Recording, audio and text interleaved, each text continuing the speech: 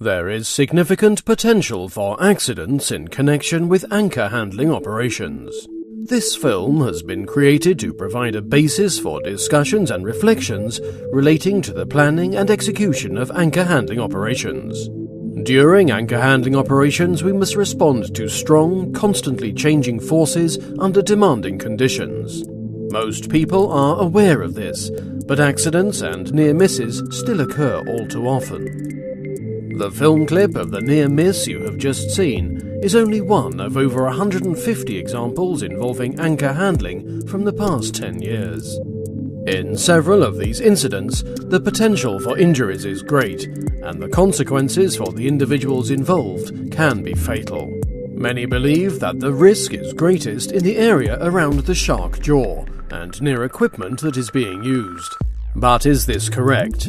Can you think of any situations where the danger zone is larger? Why do such accidents happen? And how can they be prevented?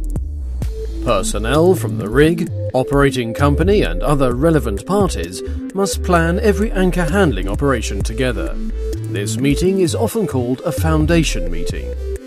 Another meeting is held prior to mobilization of the vessels. Details regarding the division of responsibility and what shall be prepared at each of the meetings are clearly described in the regulations.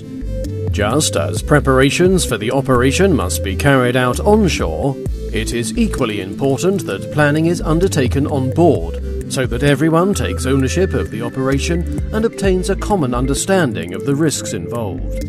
However, a lack of interdisciplinary competence and good communication is a common cause of accidents in connection with anchor handling.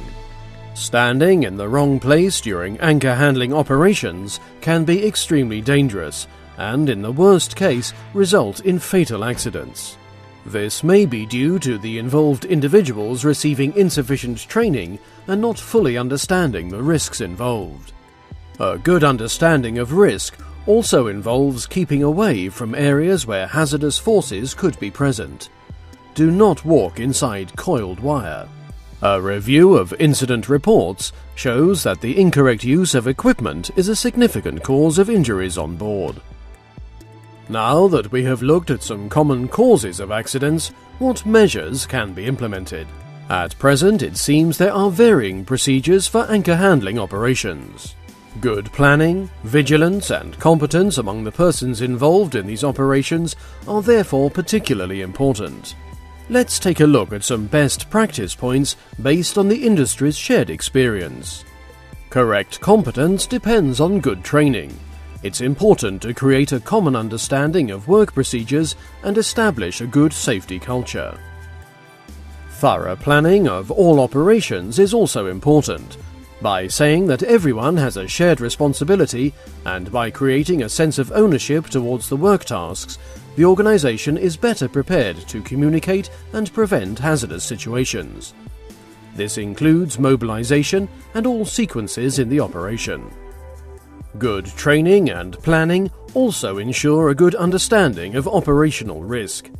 This includes all aspects, from respect for the significant forces that are at work to the safe positioning of everyone on board. Imagine, for example, that the anchor line is twisted or rotated. How would you handle this? However, a good understanding of operational risk alone is not enough. The operation must also be based on communication and multidisciplinary competence. Ensure that you use closed-loop communication by repeating what is said to you. While the employer is responsible for ensuring that the necessary procedures and routines are in place, you are also personally responsible for ensuring that you are familiar with and follow the procedures and routines on board. A number of technical aids are available on board to ensure safe work operations. Use these correctly. Do not take shortcuts. It is extremely important to have an overview and understanding of the forces that influence the vessel's movement in relation to the winch tension. Operators must always have control over the size and distribution of these forces. By following these principles, you will hopefully avoid many of the accidents associated with anchor handling operations.